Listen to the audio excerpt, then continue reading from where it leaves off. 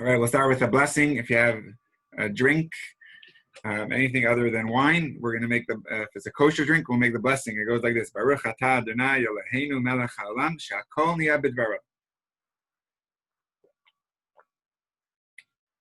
All right, we'll continue with chapter 14 today.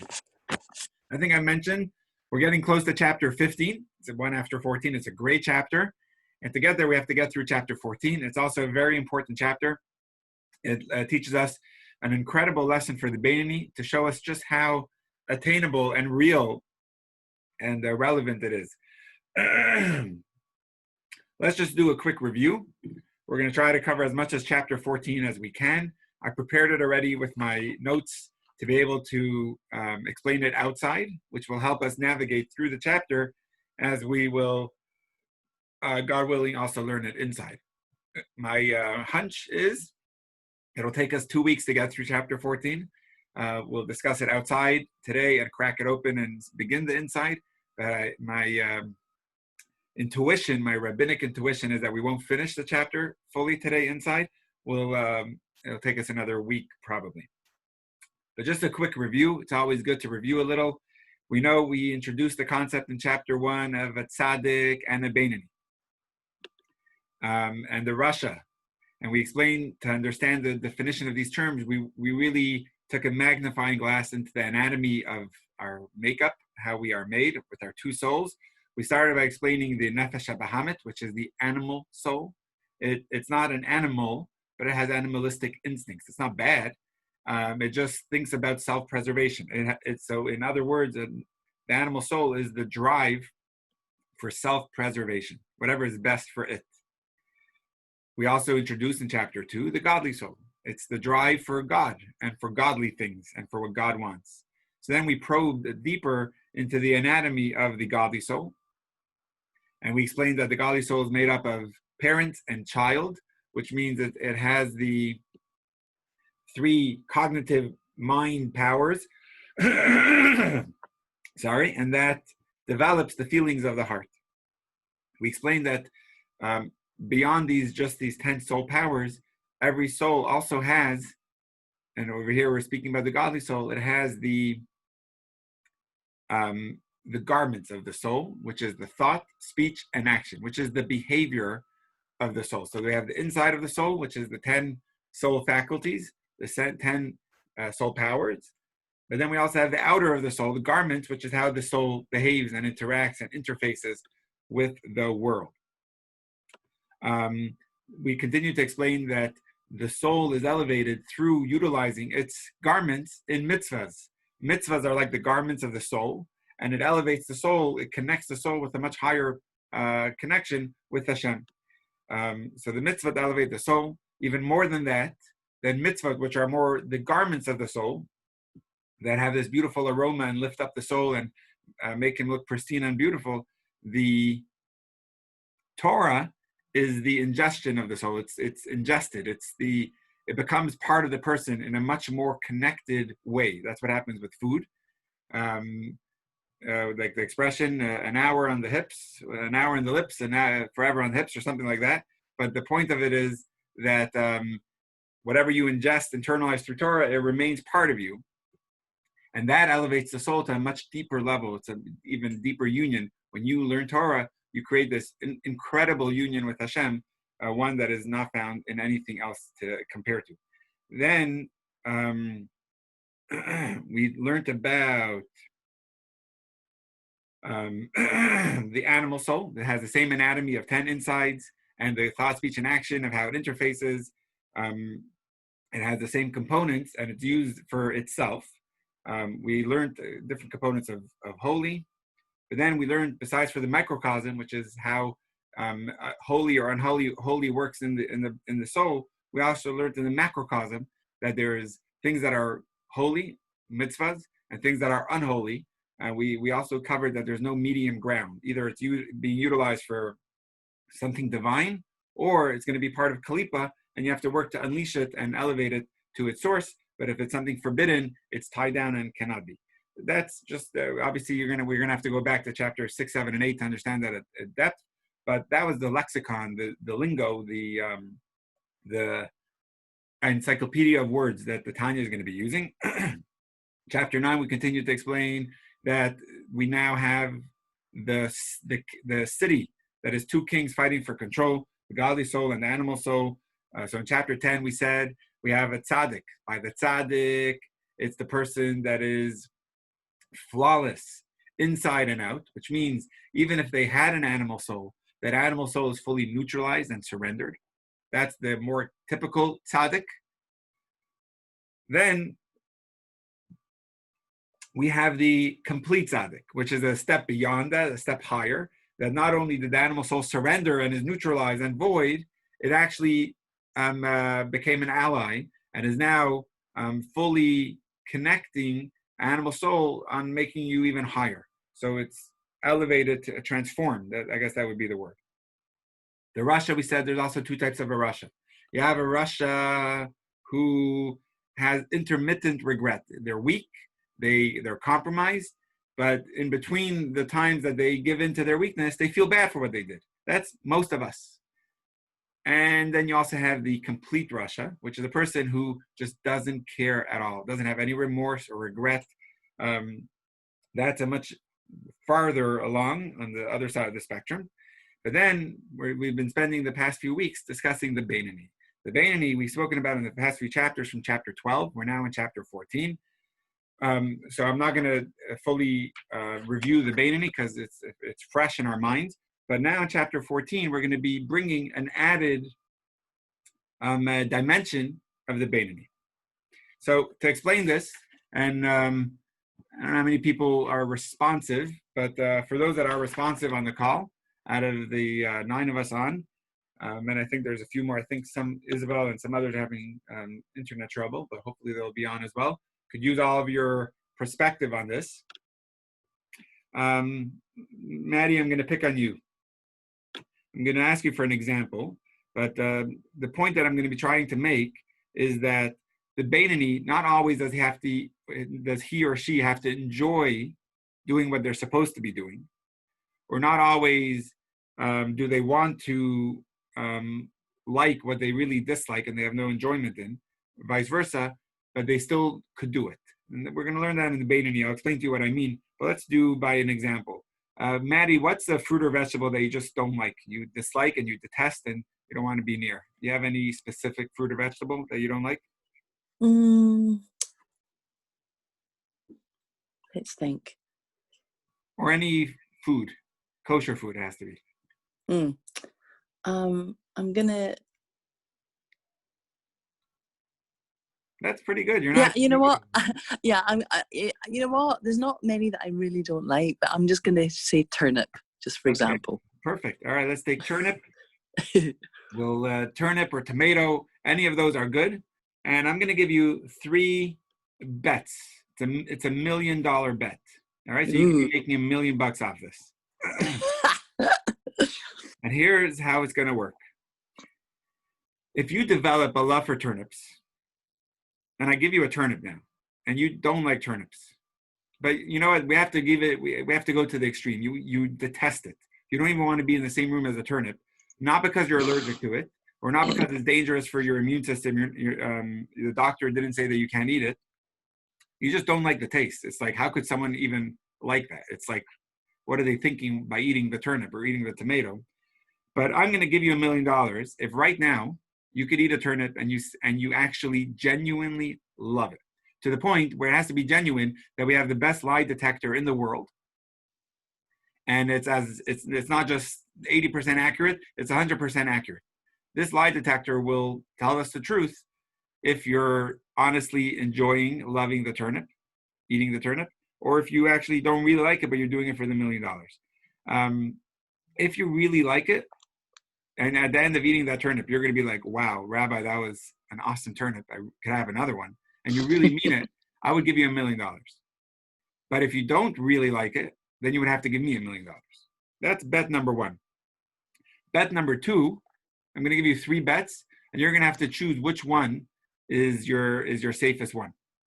Bet number 2, you don't have to tell me anything today. You actually don't have to tell me anything at all if you genuinely like it or not. But for the next 365 days, Actually, I'll take out one day because the fast day of Yom Kippur. As long as you eat a turnip every day for the next year, besides for Yom Kippur, which you're not allowed to eat, but every other day, eat a turnip. And if you do it for 364 days, meaning every day besides for Yom Kippur, I will give you $1 million. But if after 363 days you're like, I can't do this for another day, it's just I can't do it, you would have to give me $1 million. So the bet is there's no lie detector involved in this one. You just have to eat a turnip for a full year. If you do it, the money is yours. If you can't do it for the full year, you would have to give me the $1 million. Then we have bet number 3. I hope I'm not overwhelming you guys with bets, but it's a lot of money on the line, so it's good. We have to make the right decision. This is more similar to bet number 1. There is a lie detector, but instead of the lie detector being today, the lie detector will be in a year from now. Meaning I'm not going to have you eat a turnip. You don't even have to eat it today, tomorrow. Just in a year from now, I want you to actually love turnips. But I'm giving you a year to work on it.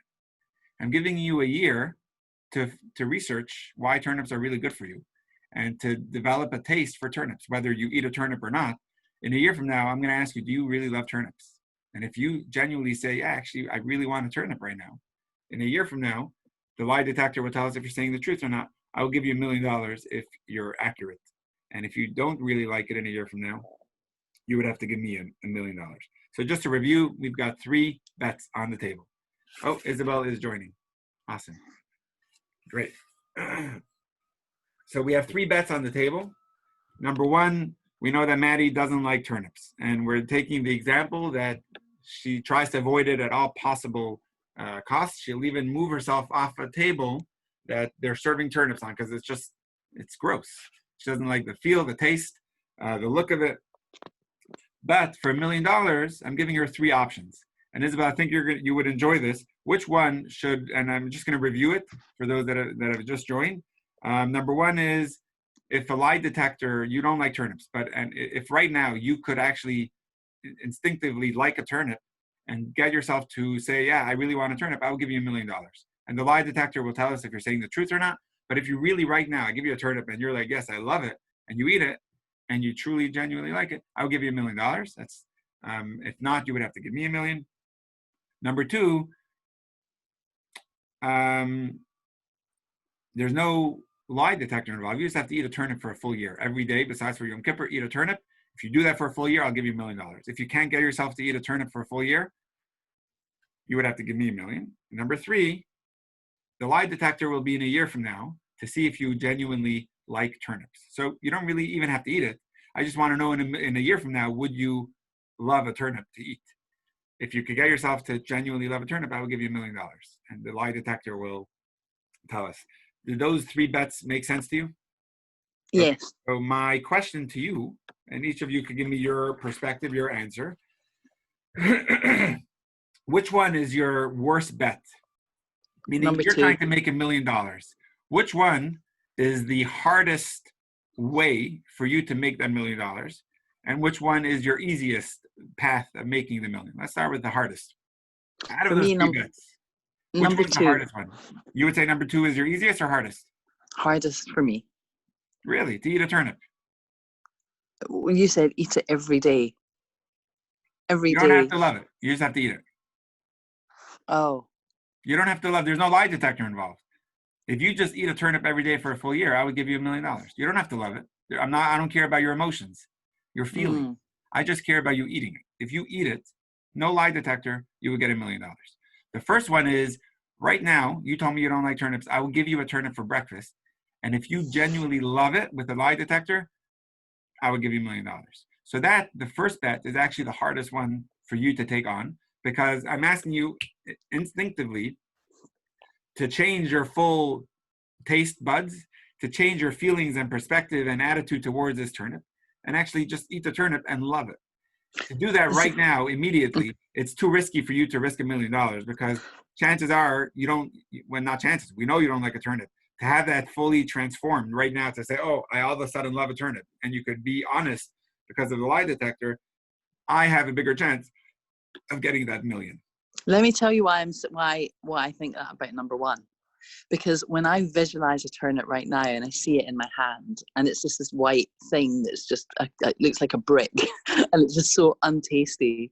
But then if I had someone, or if I learned to cook it in a way that it tasted amazing, that it doesn't even look like a turnip anymore, and it actually tastes fantastic, which I've had that experience in the past with something that I would never ever eat, but then the way it's been cooked has just been amazing.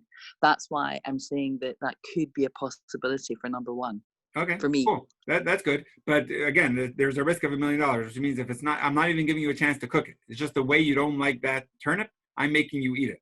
And Oh yeah. your attitude of hating it has to be totally transformed to loving it within this minute. And to be honest about it, it's almost impossible. Like that's a really hard task for you to manage. Okay. So, and I think Shira, when you say, yeah, exactly, you're clarifying, right? Number one is the hardest.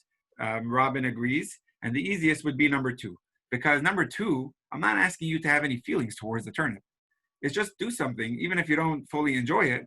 You get $1 million for doing a push-up every day, let's say, or you get $1 million for eating a turnip every day. Okay, I don't like a turnip, but $1 million is worth. And there's no. I just have to do it. There's no emotions involved. There's no lie detector. That's your best bet of getting the million. Whereas number three, I could work on it. I don't even have to eat a turnip today or tomorrow, but in a year from now, I have to develop a taste for it, the way it is, not cooked, just the way it is. So number three is somewhere in between. You do need to change your emotion, meaning you have to love it and not changing your behavior. You don't have to eat the turnip, but there's a risk that maybe you won't do it, but there's a bigger chance that you could over number one, because over here you have a full year to work on it. So the reason I'm giving you these three examples is because number two is the easiest to do. It doesn't involve your emotions. It's just involving your behavior. Number one is the hardest to do because it's fully involving your emotions. I have to fully love this turnip or tomato or whatever, and it could be really hard to do. So chapter 14 is introducing us, continuing our meeting about the meeting the Beinoni, is that the Beinoni is not yet working on changing his or her emotions. The Beinoni is actually working on changing their behaviors. And they may not love what they're doing, but they know they could do it. Meaning in an ideal world, we have 613 mitzvahs in the Torah, 248 positives, which means keep Shabbat, say the Shema, put on tefillin, and light Shabbat candles, etc. And 365 negatives, like do not eat forbidden foods like non-kosher, and don't be jealous, and don't hate others, and don't steal, and don't all that stuff. Some of them are easy to do. Some of them I don't enjoy doing it. Ideally, you should love all the mitzvahs, but the fact is that we don't. Could you still do them? We're here to tell you in chapter 14 that a Beinoni doesn't enjoy every mitzvah, but they can still do them. Beinoni has already the tool that we learned in chapter 12 of self-mastery, which means full impulse control, meaning that even though they don't feel, but they know their mind can control their feelings, and therefore their behavior could be in the correct way, even if their impulse is telling them to do something else. And that's universal. We know that already from chapter 12. It's the way we are ingrained from birth. So what we're saying is a mitzvah is like the turnip over here, where I may not enjoy it, but I know I can still do it. I have the behavior to do what's right and to refrain from doing what's wrong, from lashing out in anger or from gossiping or using negative terms, whatever. We have so many, obviously. The Beinoni has the control on their behavior. So in other words, you can't, chapter 14 is telling us you can't will yourself to change your emotions, at least not in chapter 14 yet, but you can will yourself into your actions. Your behavior is up to your willpower. And by birth, we each have that willpower to do the right thing. And even if we're not enjoying doing it, we can still do it. Meaning the brain can align our behaviors to listen to our mind And even if our heart is not yet there, our heart is not wholeheartedly involved. And that's a really cool concept. Um, there's the Maslow hierarchy of needs. I think that's the pyramid. I don't know if people are familiar with that. I see Shira is, so I'm assuming more people are. But basically, I'll just tell you in a nutshell, the basic need that we need is to be able to breathe. If someone says, "Hey, where do you want to go out for lunch?" You're like, I need to make sure I'm able to breathe, and then I could think about food. So the most basic, is making sure I could live, I could breathe, or oxygen. Beyond that would be making sure I could eat, which means if someone says, where are you going to sleep tonight? But I'm starving and I need food in my system. I don't care about sleep right now. I don't care where I'm going to shelter.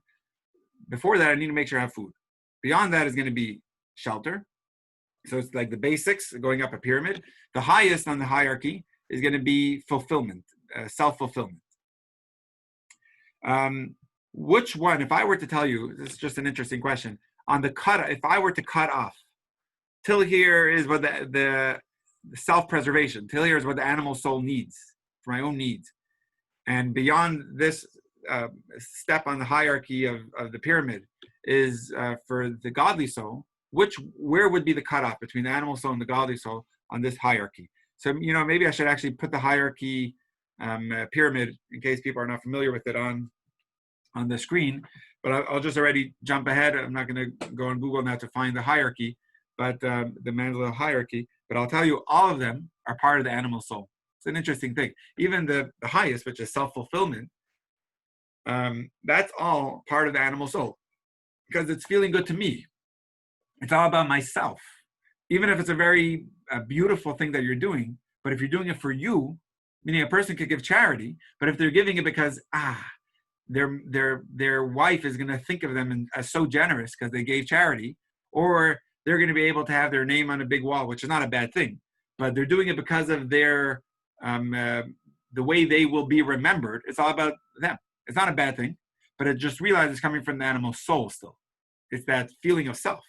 The godly soul is, I'm doing it because it's the right thing to do. I'm doing it because Hashem wants me to do it. That's the correct terminology for it. So by the Beinoni, just back to the point over here, Beinoni is being told in chapter 14, don't worry about how you feel. You may not feel fully, wholeheartedly, emotionally connected and driven with your love towards it, but don't worry about that yet. Just will yourself to do the right thing in your behavior. And that is powerful and possible. Okay, so now, once we establish that in chapter 14, I'll continue, but first I'll take some questions. I see I'm getting several, so I'm sorry for not responding previously. The tzaddik is flawless inside and out. Isn't that inferring that he or she is flawless like Hashem? I thought Hashem is the only one flawless. So for sure, Hashem is the only one flawless, but in the way our neshama is, we can perfect ourselves that only want what Hashem wants. So every person has their flaws, and that's what makes them a Beinoni. A tzaddik actually doesn't have those flaws. The tzaddik is perfect.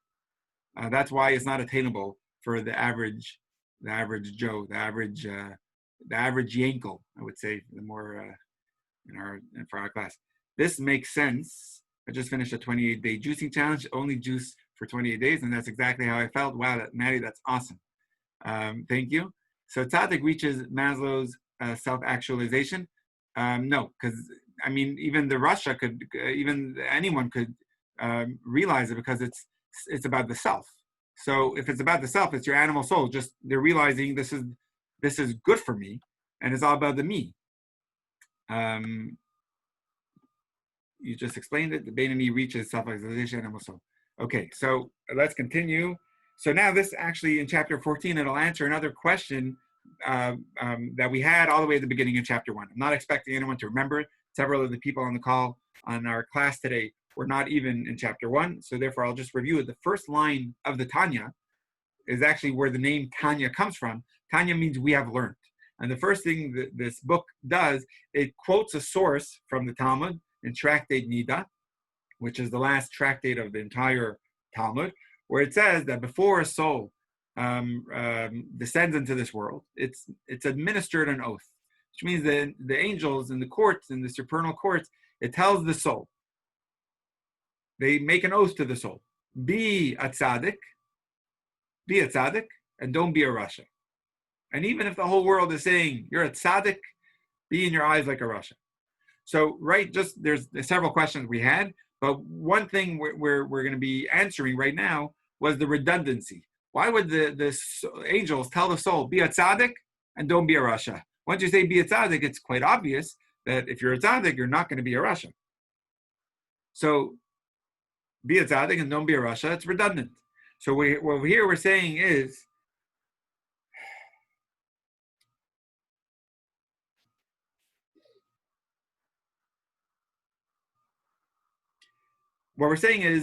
be a tzaddik is a very tall order for any person to achieve. Be a tzaddik means to be flawless, to have the animal soul fully transformed, surrendered, voided, neutralized, and to have no self-wants, no self-desires.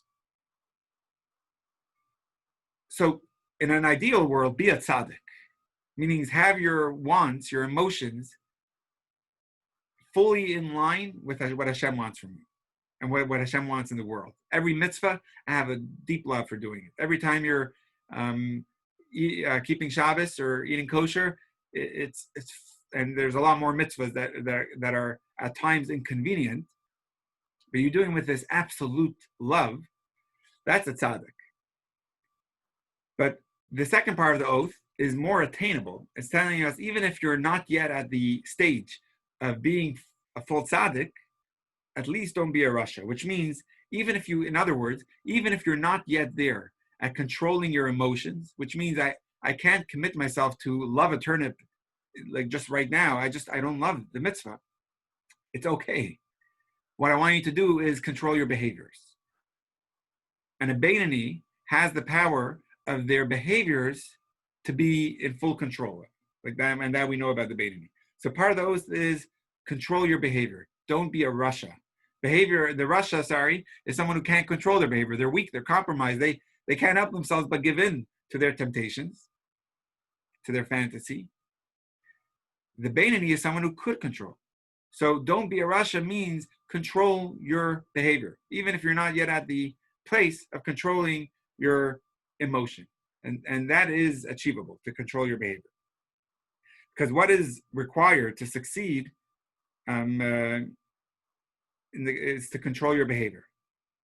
Ideally, shoot for the stars, which means in an ideal world, you should be a tzaddik and work on your emotions also to be totally in line. And we'll see as we continue through Tanya, through our journey, we'll learn that even more and see how we could even work on our emotions to come along for the ride. But initially, and if you remember at the beginning, I haven't said this for a while, the way we're looking at Tanya, every chapter is like a different guidance or mentorship from the Alter Rebbe, the author of the Tanya. He wrote this book, like he writes in his introduction, to address even people that I haven't met. And because he said there were so many people that were coming for private audiences and they're asking the same things and people were forgetting what I was telling them. So I decided to record it in a book. So consider this as a private audience with the Rebbe addressing your journey every step of the way. And at this step, what we're saying is the Alter Rebbe is telling us, even if you don't have the full enjoyment in everything you should be doing, and on the contrary, you have enjoyment for things that you don't want to be, what you shouldn't be doing, control yourself. You have the power in behavior to do the right thing and to behave in the right way. Even if my joy, my love is not there for the correct thing, and if anything, I have an attachment and an enjoyment towards something else, but the behavior can still be there. That's where we're up to in our audience with the Alter Rebbe. That's what's required of us. And ideally, you should even reach for the stars and have a tzaddik-like moment, which means there are times when your emotion is active and involved in your mitzvah performance. So the hallmark of the tzaddik is the emotional behavior, that they're emotionally enwrapped in God. So there is a concept that we're going to learn at the end of the chapter 14 is to emulate the behavior of the tzaddik. Okay. Any questions? I see a couple more questions. So tzaddik means to be enlightened. Yeah, he's fully enlightened. Yeah, great. Enlightened with God. Yeah. Okay. Well, now I hope that clarification was good. I hope I'm recording it so that for those who missed this call, I think that was a helpful review for some. I don't think we even finished chapter 13 yet, right? I think we're towards the end of chapter, on the last page of chapter 13. Does someone want to, yeah, okay, Robin, I got your confirmation. So then we're on 165. I'm going, Maddie, did you get the book already? Yes, I did. Awesome. All right, so if you're looking in the book, it's going to be on page 165 towards the bottom. But I'm also going to pull up my fancy Kindle, which is for those that do not have the book and, of course, want to still follow along. I'm just going to make sure I'm still not so tech savvy, but we will figure this out on the Kindle.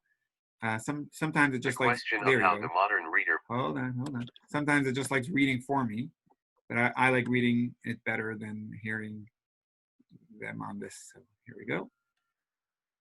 Okay, we're on chapter 13, and then I'm just going to pull up the right page. Section 7 of chapter 13. This was a long section, one chapter. Here we go, section 7. And I will share my screen now.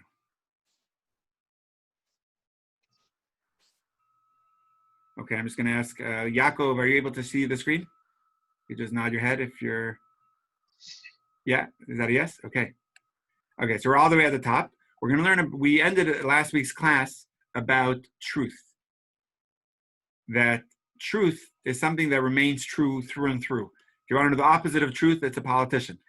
Someone who deviates right and left for whatever the votes are going to be talking in whatever capacity. But truth is the definition of Jacob. Jacob was known as the epitome of truth.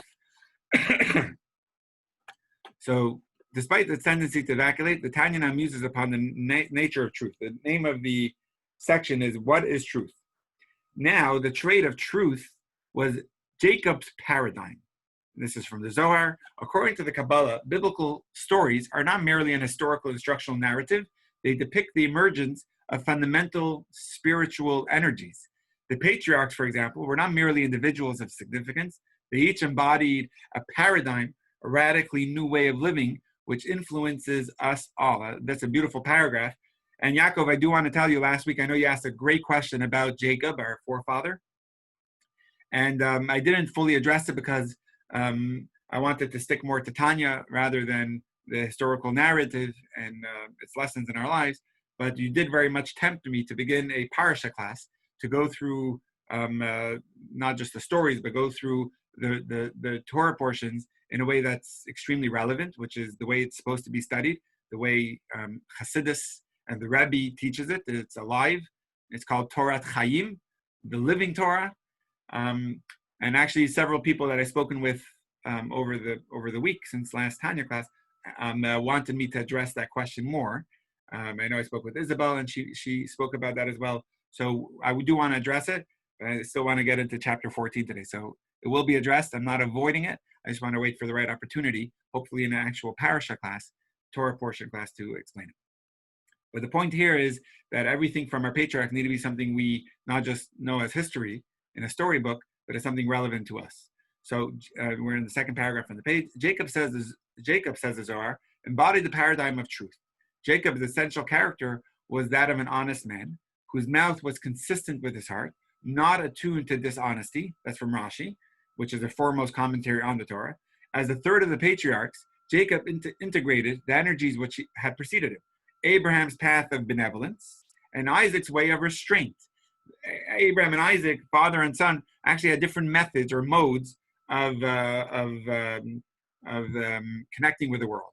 Avram did it by opening up his home, which was kindness and benevolence, with charity and generosity. Yitzchak did it, Isaac, his son, did it with restraint, which means he only gave to the people that deserved it. And he was more careful in giving it to the right locations. because if you give kindness with no end, you know what's going to happen? There's going to be negativity that comes as a result of that. Either it's going to create spoiled brats, because if you give your children everything they want and never say no, they're going to just think they're called millennials nowadays. They could do what they want and everything belongs to them. Or on the other hand, so restraint is the opposite. You give only to those who deserve, and you give only a little bit at a time to make sure they appreciate it. Yaakov was a synthesis or a synergy of both, his father and his grandfather. Abraham's benevolence of spirit is crucial for mankind, but if overdone, will lead to the support of unworthy causes. And on a personal level, it causes self-sanctioned immorality and addiction. Isaac's path of restraint resolves many of these issues, but also has a side effect of rigidity, harshness, and obsessive-compulsive behavior. Jacob's third paradigm aims to selectively apply benevolence and restraint so as to optimize their virtues and eliminate undesirable effects. It's that perfect balance of both. This is the path of truth, since, as we have seen, truth is synonymous with sustainability, and the elimination of undesirable effects makes a project sustainable. You have to stay on track. In the biblical narrative, we see that Jacob's path was completely sustainable and that all his children continued his faith. In contrast, the paths of Abraham and Isaac were not continued by all of their sons. So it's actually, what he's saying now is the proof is in the pudding, where Abraham had one son that went in his path, followed his dream. He had another son that left it, Ishmael. Yitzchak had one son that went in his path, Jacob. He had another son that totally rebelled against him, Esau. Whereas Jacob had 12 sons and a daughter, Dinah, and they all went in Jacob's path. So this path of Jacob of truth was one that is the ideal one. In the Zohar, Jacob and the paradigm of truth are also referred to as central bar, supporting the tabernacle, which reaches from one end to the other. So let me just, in Hebrew it's called a Bria Chatikon. So what that is there was a beautiful sanctuary that was built by the command of God in the desert. It was actually forgiveness of the golden calf, to forgive the Jewish people of the golden calf in the first year of the desert, shortly after the giving of the Torah. To forgive what Hashem told Moshe to command the Jewish people to make is a beautiful sanctuary. Later became known as the temple. It stood in Jerusalem, but originally it was transportable. It was a temporary structure that they would carry and transport with them through the 40 years of the trek of the desert, and for the first 400 years after the Jews entered Israel, until Solomon built the temple, and that became the sanctuary. But originally it was this temporary, it was called the sanctuary, and it was built with a tabernacle that was beams supporting each other. But while each beam had their own a socket to go in, there was one central bar that would actually go throughout the entire thing to support all of it together. So there was bars that would go on one side and another side, but there was one central bar running through the middle of the entire sanctuary that went through and through. That's the character of truth. It goes through and through. It never stops. And ideally, I would show you a picture. If you were here in person with me, I would show you a picture. If I had the time, I would put it up on the screen, but I'm just going to continue. In Kabbalah, the tabernacle is perceived as a grand map of the cosmos and the psyche. The tabernacle's central bar symbolizes Jacob's paradigm of truth, since it is the only structural thread running through the entire tabernacle. The hallmark of truth, then, is its all-pervasiveness, expressed by its sustainability under all circumstances and in every context. A true truth is something that is all-pervasive. It never hides itself, and it never loses its sustainability. It always remains true, from the highest of elevations and planes to the lowest of all runs. The great virtue of truth is it just works regardless of your physical or spiritual address, I should say. And at each elevation and level, just as a central bar passed through the middle of the tabernacle's wall, truth penetrates the focal point of any world or idea, which is the pivotal point of its truth paradigm. It's an amazing lesson in truth, and it's something really to focus on. In simple terms, the Tanya is teaching us that truth is not a single standard, but something which is calibrated in context. Every place, idea, and experience has its own truth, depending on its precise location in the universe's complex time-space continuum. So this is a really cool idea of truth. Usually truth means it's one way. You got to stick to it. Over here he's saying truth is relative to each spiritual world, or each idea has its experience of truth. So let's see what that means. So when we said before that the Beinani's love was true for him, we were not exercising poetic license. Truth, at least in its Kabbalistic understanding, means different things in different contexts. And for the Beinani, true worship is having palpable love for God, even if it is only during prayer. But that's the moment of truth that he's having during his time of prayer. That's true worship. So even though later the Yetzer Hara, the animal soul, is going to come and say, come with me, but it doesn't take away from the truth that the neshama, the Beinani, feels during his time of prayer. And I'm just going to address a question I see coming up. Let me just reach for it. And for some reason. So Aaron's white lies between husband and wife were truth. Kind of. Yeah, it's a good question. Yeah, a lot to talk about Aaron and Moshe. And hopefully for a Parsha class. I think we addressed it together with Thomas at our Shabbos services a couple times, right? Yeah, definitely more to talk about on that topic. Thank you, Shira. Okay, and we're in the middle of the page on the Kindle, or if you're looking in your book,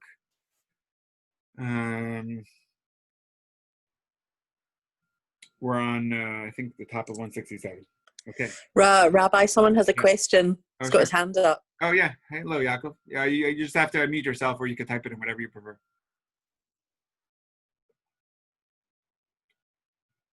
So hold on, Yaakov. If I was a really good rabbi, I would be able to read your lips without even hearing you. But you're muted now, so until I attain that tzaddik level of rabbi, I still have to hear your voice. Yeah, go ahead. Is that better? Yeah. Okay. Now, this is completely on the subject of truth, but when I was in college, I wrote my dissertation on truth, and I started it out with truth is subjective according to where you stand, literally where you stand, where you're, what part of the world you live in, the town, the people you grew up around, right? So parts of this statement fit in with, what I'd said, but the whole thing about truth being a permanent or a constant, right? Is there any way you could explain that a little bit to me? Because it's definitely it's definitely tricky terms, because it's a very fine line. On one hand, I'm saying truth is, there's one path of truth. Truth is, you don't deviate to either side. That was Jacob's character, and that's the experience. But the way we're developing it based on Kabbalah is that as long as a person is doing something genuinely, that's the truth. Even if it's not full, which means he's praying, and even though at the end there's going to be a Yetzer Hara standing outside, it doesn't take away from his truth the way he is in now. Well, let me explain that a little more. By the Russia, let's give the analogy of a person trying to quit smoking. I've given it a couple times. Person wants to quit smoking, but they keep a pack of cigarettes in their drawer just in case. They're not truly stopping. A person who's honest in quitting smoking, you know what? They may have another cigarette, but that's not their intention at all. They threw out every last cigarette they have. They're genuinely on board with quitting. It may only have been for a day so far, but they were genuine on it. That's their truth. So I need to myself wrap around the understanding where truth is relative. The way it's in the context of the Beinani is every place and idea has its truth, and depending on the time and space continuum. And for the Beinani, he's at his place of truth. And it's an inheritance that we each have. So it is somewhat, it is objective truth, but meaning it's not up to his decision, am I being truthful? It is the real truth, but it is relative based on the circumstance at hand. Okay, in what I wrote for my degree was what degree do you have, Yaakov? You're getting me curious. What's your degree? I have a doctorate in divinity and metaphysics and in religion. Wow, interesting. What year did you write this dissertation? 2008. I think that one was in 2008, and different ones for different things. But I find that because of the school that I went to, you know, getting back into Jewish teachings, I really know nothing. Yeah, but that's awesome. Yeah. Oh, go ahead. Yeah. I used the example of a car accident. Okay. The only absolute truth that you can find there is that the cars ran into each other, right? But whose fault it was, you know, if one person's standing on one side of the street, another person standing on another side of the street, they're all seeing the lights and the accident from a different view. Mm-hmm. So each person will say that it's a different person's fault. Mm-hmm. Good stuff. So awesome. How could it be true that one person's at fault over another? Yeah, it's a good question. And so you addressed that in your dissertation. That's actually amazing. Rabbi Schlinger called me a mystic. I didn't know what he meant at that at first. That's a good one. All right, I like Rabbi Schlinger. He's a good rabbi. Let's read that paragraph again, then, and let's try to understand it better, because you bring up a very good point, Yaakov.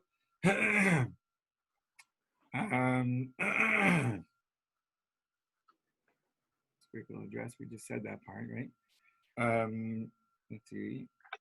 I'm just going to read one paragraph. In simple terms, the Tanya is teaching us that truth is not a single standard. I'm just reading one paragraph again, but something which is calibrated in context. Every place, idea, and experience has its own truth, depending on its precise location.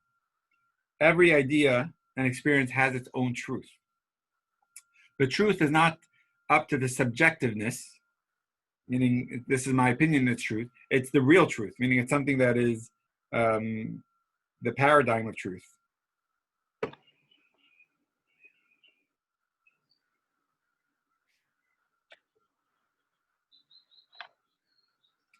I see a practical lesson. I don't see it in the Kindle, but I'll say it from the book. It's on 166. Even if you are not in love with God all the time, if you do your best, your worship is absolutely genuine. And I think that's the main point we're trying to get to from this idea of truth, is even if the Beni will say and will look and say, wait a minute, I have these impulses, and after prayer I have things that are coming up and I'm pushing them away, and it's this constant struggle. Like I gave you the example last week of the rubber band, but he's absolutely in his truth because he's genuine in it. If he's doing his best, that's genuine. So I think that's the truth. There's a lot more. Let's try to finish the chapter, because Yaakov, the way you're explaining it, it's really cool to connect this with your dissertation. Let's just continue. I think the chapter ends in like a couple paragraphs. Let's see if we could have a better understanding also. Okay.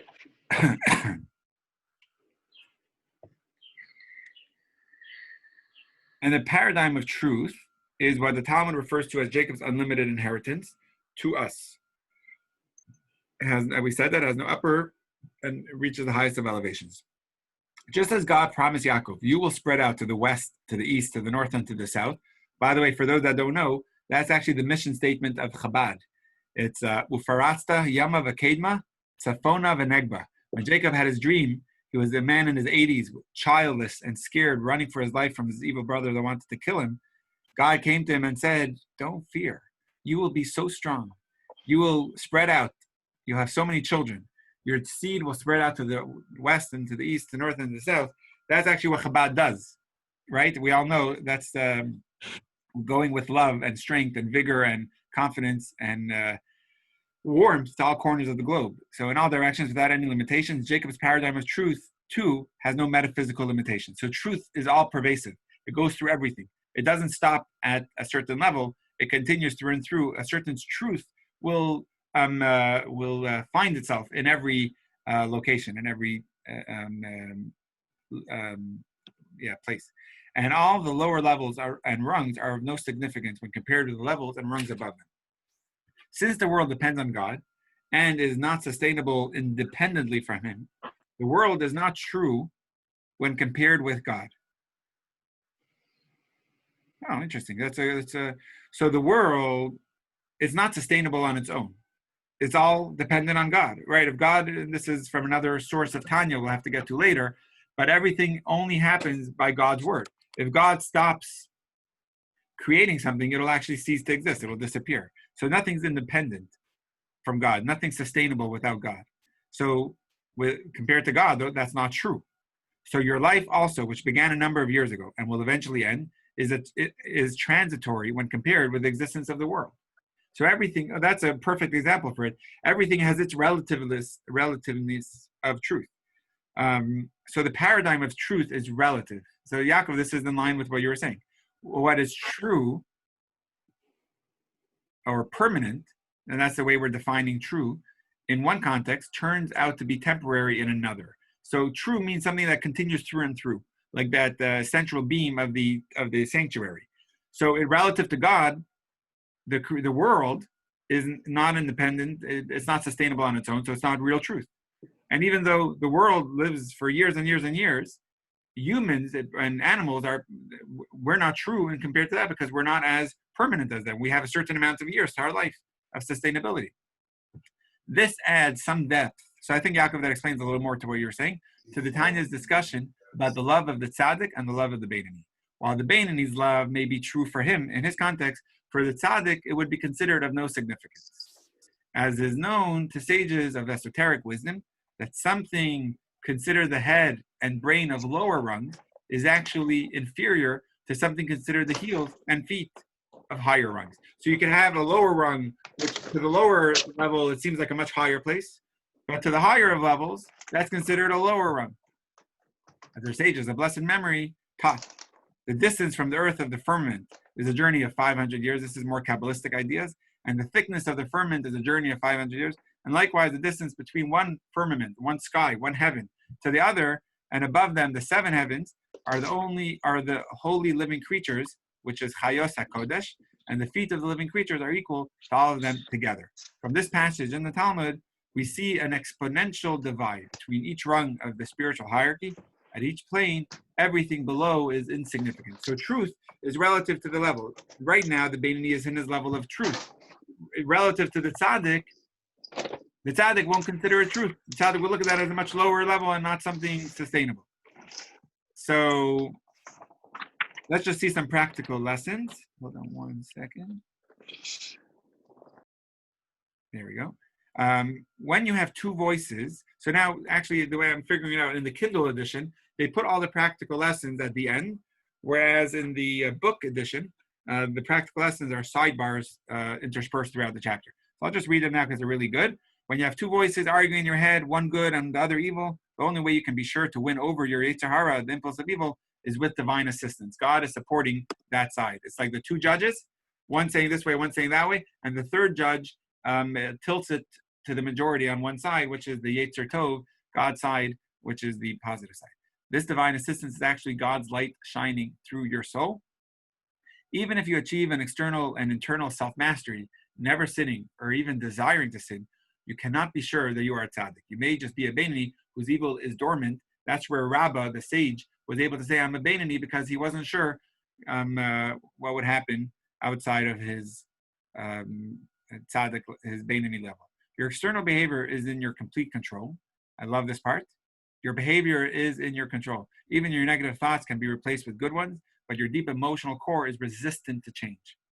And that's why taking the bet of the $1 million, it's much easier to control yourself to eat a turnip for a year or a tomato because you're not really having to work on your emotional core, which is a much harder and bigger project. During and for a while after prayer or while studying Torah, your Yetzer Hara may be quiet, but it's just fallen asleep. It will wake up again, right? It's a sleeping giant or sleeping lion. Focused meditation during prayer is the only thing that can actually begin to change the deep emotional core of your animal soul. So when you're in prayer and you're enwrapped in a state of meditation, that's how you're starting to slowly refine your inner core of the emotions and the animal soul. Even if you're not in love with God all the time, if you do your best, your worship is absolutely genuine. Okay, I will have to end the class now. We're already at our max. It's been a lovely class, and God willing, I can't promise, but next week we're going to read the inside of chapter 14 and hopefully finish it. And that really ends a big section of our Beinoni talk, and the chapter 15 is really just incredible. Awesome. Everyone have a great day. Have a